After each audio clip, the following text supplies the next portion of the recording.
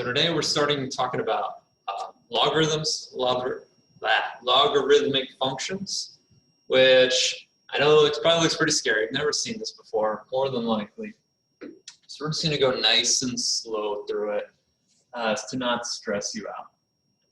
But our big idea here is that logarithms are something you see in higher level maths. So we try to expose you a little bit to it now, so it's not all completely foreign later on, okay? So the basic idea why this is a thing is a logarithm function is basically the inverse of your exponential function. So like when we say back in the day, we had 3 equals 1 over x, right? And you wanted to get rid of the fraction. Then you could multiply both sides by x, and we get 3x equals x, right? So it's able to rewrite a function without a denominator, without a fraction, okay? So what logarithms let us do is it lets us rewrite functions that have an exponent without actually having to write an exponent or a root, okay? So that's our basic idea today. Is we want to go from a logarithm to exponential or exponential back to a logarithm. So I would definitely write down these two things, this right here, with the arrows connecting, right? Because as we see, both of our forms have b, x, and y, just the order is different, okay? So let's try a couple out. So I'm actually going to skip this one with the y. I'm going to come down to this middle one first because it doesn't have any variables, so it's a little bit easier to think about. So to read this, we'd say log base 2 of 8 equals 3. So every time log base, and then your little subscript, the tiny number, of the number to the right of it equals whatever's on the right-hand side, okay? And when we rewrite this, we start off with our base. So we said log base 2. So I know I'm going to start with a 2 here, okay? And then if we look at our arrows, we see exponential form is b to the y.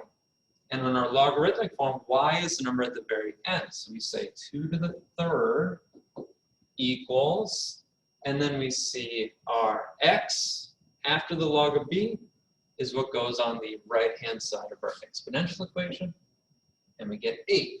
And then you look at it, 2 to the third equals 8, and you say, oh yeah, that's true, okay? And that's it. That's sort of like our whole day.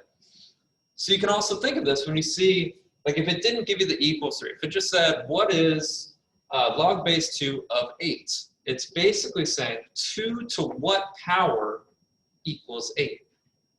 And that becomes our solution in our logarithmic form, and it's our exponent in our exponential form, okay?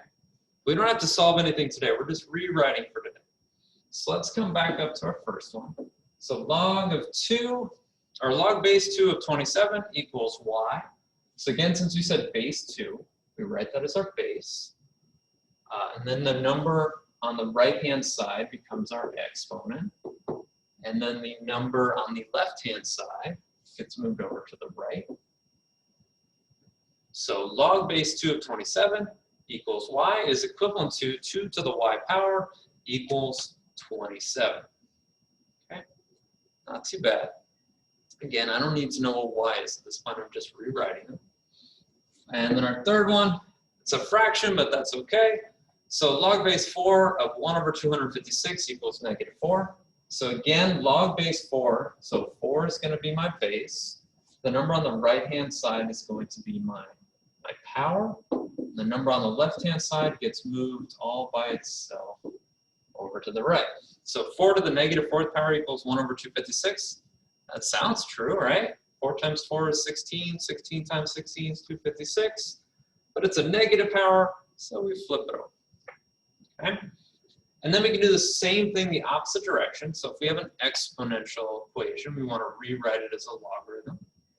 So 2 to the y equals 3. So since 2 is our base, we know we're going to start with log base 2. And then I see in my exponential form y, that goes to the right-hand side. So my y is going to be here.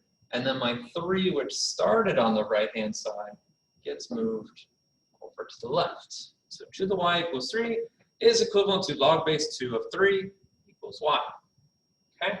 And just a couple more. So 15 to the 3rd power. So that'd be log base 15 of 3,375 equals 3. Okay? Not too bad, not too bad. And then one more. 4 to the 1/2 power, which is the square root of 4, just for funsies. So since 4 is our base, we say log base 4 of 2 equals 1/2. So 4 to what power equals 2? The 1/2 power. So that's it. So it's just a matter of looking at your three variables, b, x, and y, and then rewriting them in the appropriate way. Okay?